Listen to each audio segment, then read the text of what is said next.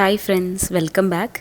ഇന്ന് ഞാൻ വന്നിട്ടുള്ളത് ഒരു ഫിഷ് മോളീൻ്റെ റെസിപ്പി ആയിട്ടാണ്. നല്ല എളുപ്പത്തിൽ ഉണ്ടാക്കാൻ പറ്റുന്ന ഒരു കറിയാണ് ഫിഷ് മോളി. ദശക്കട്ടിയുള്ള ഏത് മീൻ ഉപയോഗിച്ചിട്ടും ഇത് പ്രിപ്പയർ ചെയ്യാൻ പറ്റും. അപ്പോൾ ഇതെങ്ങനെ ഉണ്ടാക്കുക എന്നുള്ളത് നോക്കാം.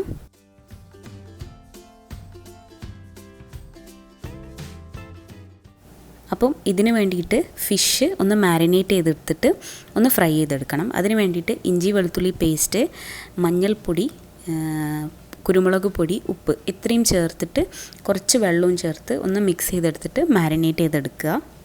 മാരിനേറ്റ് ചെയ്തെടുത്തിട്ടുള്ള ഫിഷ് അരമണിക്കൂർ നേരം റെസ്റ്റ് ചെയ്യാൻ വെക്കണം. അതിനുശേഷം ഫ്രൈ ചെയ്താൽ മതി. പാൻ ചൂടാവുമ്പം അതിലേക്ക് മീൻ പൊരിക്കാൻ ആവശ്യമായിട്ടുള്ള വെളിച്ചെണ്ണ ഒഴിച്ചു കൊടുക്കുക. വെളിച്ചെണ്ണ നന്നായിട്ട് ചൂടാകുമ്പം അതിലേക്ക് ഓരോ മീനായിട്ട് ചേർത്ത് കൊടുക്കുക. ഒരു വശം മുരിഞ്ഞ് വന്നാൽ അതൊന്ന് മറിച്ചിട്ട് കൊടുക്കുക. മീനിൻ്റെ രണ്ട് വശവും കുക്കായി കഴിഞ്ഞാൽ മീൻ എണ്ണയിൽ നിന്ന് എടുത്ത് മാറ്റുക. ആ സെയിം വെളിച്ചെണ്ണയിലേക്ക് തന്നെ ഉള്ളി കട്ട് ചെയ്തതും പച്ചമുളക് കട്ട് ചെയ്തതും ചേർത്ത് ഒന്ന് വഴറ്റിയെടുക്കുക. ഇനി അതിലേക്ക് കറിവേപ്പില ചേർത്ത് കൊടുക്കാം. ഇഞ്ചി വെളുത്തുള്ളി പേസ്റ്റ്, ഇതിലേക്ക് ഒരു തക്കാളിയാണ് നമുക്ക് വേണ്ടത്. അപ്പോൾ അതിൻ്റെ ഒരു തക്കാളിൻ്റെ പകുതി ചെറുതാക്കി കട്ട് ചെയ്തിട്ട് ആദ്യം ഈ ഉള്ളിയിലിട്ടിട്ട് വഴറ്റിയെടുക്കുക. ആവശ്യത്തിന് ഉപ്പ്, മഞ്ഞൾപ്പൊടി, കുരുമുളക് പൊടി.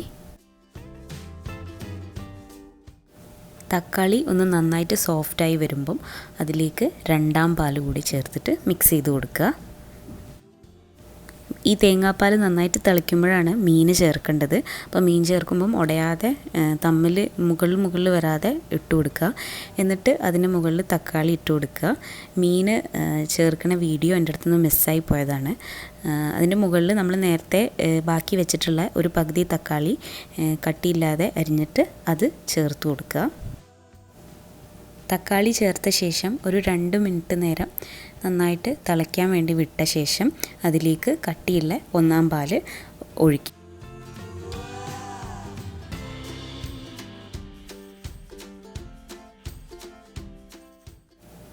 ഒന്നാം പാൽ ഒഴിച്ച ശേഷം തിളച്ച് തുടങ്ങുമ്പം അതിൻ്റെ മുകളിലേക്ക് കുറച്ച് കറിവേപ്പിലയും അതുപോലെ തന്നെ കുറച്ച് വെളിച്ചെണ്ണയും ഒഴിച്ചു കൊടുത്തിട്ട് സ്റ്റൗ ഓഫ് ചെയ്യാം. റെസിപ്പി ട്രൈ ചെയ്ത് നോക്കാൻ മറക്കരുത്. വീഡിയോ ഇഷ്ടമായിട്ടുണ്ടെങ്കിൽ ലൈക്ക് ചെയ്യാനും ചാനൽ സബ്സ്ക്രൈബ് ചെയ്യാനും മറക്കരുത്. അടുത്ത വീഡിയോ ആയിട്ട് കാണുന്നവരേക്കും ബൈ.